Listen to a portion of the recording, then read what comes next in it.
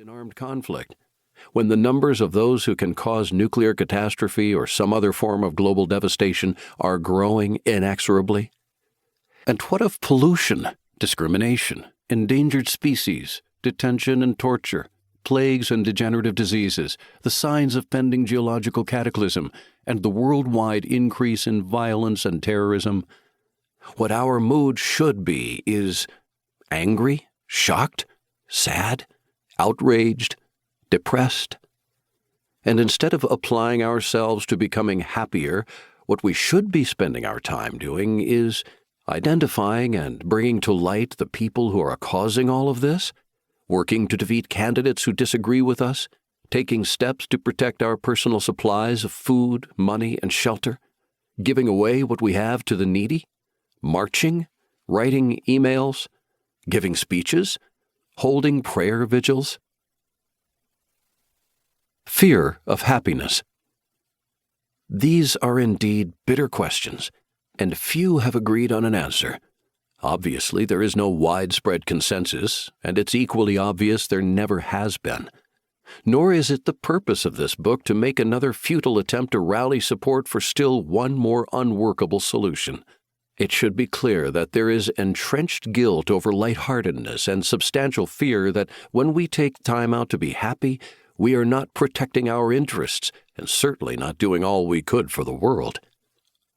Although for many it's perhaps unconscious, we carry with us the sabotaging belief that we don't deserve to be happy.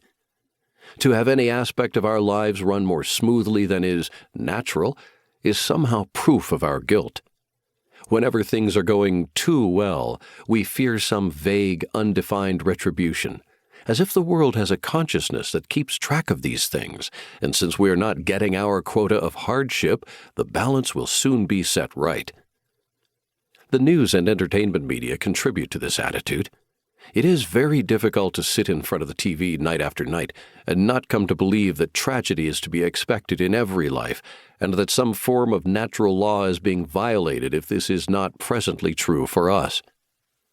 From radio, newspapers, TV, and the Internet, from cause-oriented movies, books, and magazines, from scare letters on behalf of every conceivable cause, from a constant stream of out-of-town speakers, and from the warnings and admonitions tucked in conversations throughout the day, we get a steady picture of a world ever fretting and wringing its hands.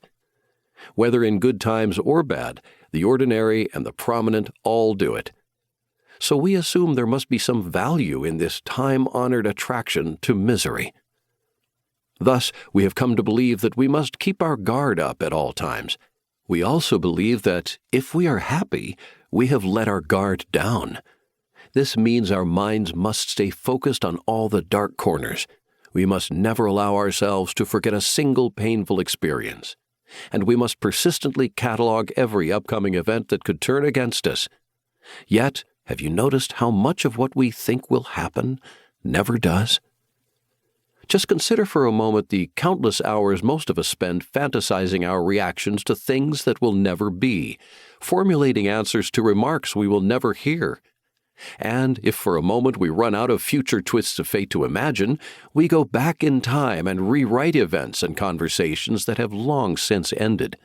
It is sad to realize how we could use our minds instead. If some step can be taken in the present that will make us or our loved ones feel safer, then let us by all means take it. But that, of course, is not what we are speaking of here. The world is indeed a dangerous place, and obviously there are times when the worst we fear does happen. Yet, what did being sick with dread ever do to protect us?